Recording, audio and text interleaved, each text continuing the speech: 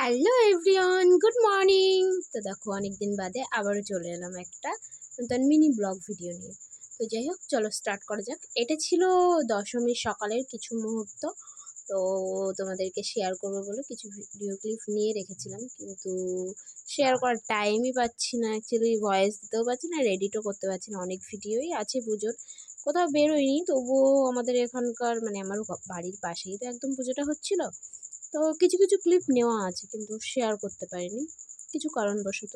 তো যাই হোক, আর চলো স্টার্ট করা যাক। এটা দশমীর দিন সকালের ভিডিও ছিল, যেহেতু আমি প্রতি বছরই যাত্রামঙ্গল পাঠ করতে যাই। তো সেটাই গেছিলাম, আরও অনেকে গেছিলো। এবছর কমই ছিল, যেহেতু ওয়েদারটা একটু খারাপ ছিল, বৃষ্টি হচ্ছিল, যে কারণে মানুষজন একটু কম ছিল। আর এখন আগের মতো অতটাও হয় না। মানে আমাদের আগে এখানে এত লোক হতো যাত্রামঙ্গল পাঠ করার জন্য, তো সেই তুলনায় এখন হয় না বলতে গেলে চলে। যেহেতু আরও কারণ আছে, কেননা আমাদের এখানে একটাই পুজো হতো, যেটা আমাদের এখানকার আমাদের বাড়ির পাশে এই পুজোটাই। এখন বলতে গেলে অনেকগুলোই পুজো হচ্ছে আমাদের আশেপাশে আর কি, সাইডে। তো সেই কারণে আর যে মানুষগুলো আসতো সেগুলো আর এখানে আসছে না, তাদের বাড়ির কাছে হচ্ছে, সেখান থেকেই মানে নিজেদের পুজোটা কমপ্লিট করে নিচ্ছে আর কি। তো যাই হোক, চলো স্টার্ট করা যাক। এই যে দর্পণ জলে দেওয়া হয়ে গেছিলো, আর যাত্রামঙ্গল পাঠ করতে যা যা হয় আর কি। তো এই কয়েকজন ছিল, সেটাই হচ্ছিলো। কয়েকজন বলতে ভালোই ছিল, আরও আশেপাশে সব ছিল। আর এবার যেহেতু আমাদের নবদুর্গা হয়েছিল, তো একটু বেশি, মানে বেশি বলতে কি, কতদিন, এবার 10 দিন ধরে পুজো হলো আর কি।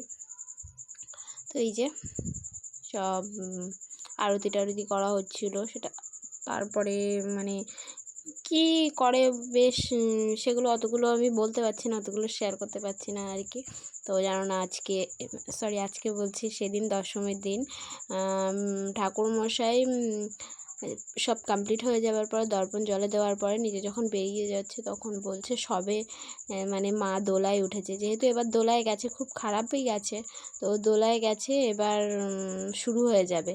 তো উনি বেরিয়েছে 5 মিনিটও হয়নি, 2-4 মিনিটের মধ্যে এত মুষলধারায় বৃষ্টি এসেছে, সব এক প্রকার ডুবিয়ে দিয়েছে বলতে গেলে চলে।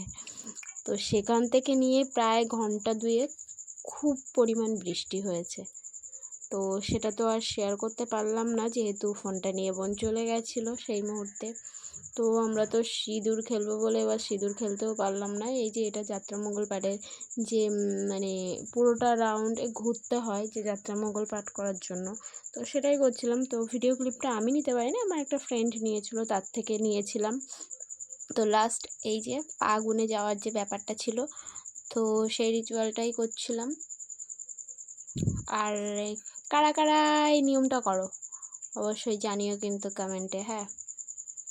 আবার এই দিনে কি বলতো, যারা অষ্টমীর দিন অঞ্জলি দিতে পারে না, তো তারা এই দিনে অঞ্জলি টঞ্জলি দিয়ে নেয়। যেহেতু সেদিন না পারলেও এই দিন অনেকে, এবার আমাদের ছিল যেহেতু অসুস্থ ছিল, অনেকের মারা টারা গেছিলো, যে কারণে অষ্টমীর দিনে অঞ্জলি টঞ্জলি দিতে পারেনি। যেহেতু ওটা বড় পুজো থাকে, ওই দিনই ম্যাক্সিমাম সবাই দেয়, আর দিনগুলো দিক বা না দিক, তো এই দিনে তারা দিয়ে নেয় আর কি।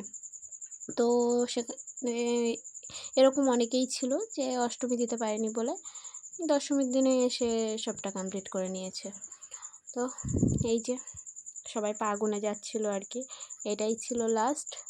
তারপরে সব নিয়ম করা গেল, তারপরে যেটা আর কি সিঁদুর খেলা আর মাকে বরণ করাটা, এগুলোই ছিল। তো আমার মামি টামি অনেকে করেছিল, ঠাকুমা ঠাকুমা, আমরা করবো ভাবছিলাম, কিন্তু এবার করিনি, কেননা মানে এতটা বৃষ্টি হচ্ছিলো, আর তারপরে ওখানে এতটা ইয়ে হয়ে গেছিলো, প্রবলেম হয়ে গেছিলো, যে কারণে আমরা রিস্ক নিইনি আর কি। এটাই ব্যাপার।